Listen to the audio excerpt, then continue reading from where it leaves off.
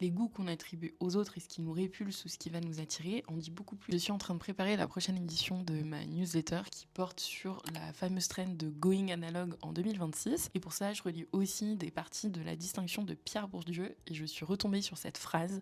qui est le goût classe celui qui classe, que j'ai trouvé ultra intéressante parce qu'elle nous rappelle vraiment que les goûts qu'on attribue aux autres et ce qui nous répulse ou ce qui va nous attirer en dit beaucoup plus sur nous et la manière dont on a envie de se distinguer et d'apparaître en société que potentiellement sur la personne avec laquelle on est en train d'échanger. Et c'est justement ça aussi qui pourrait rentrer en compte avec cette fameuse logique de going analog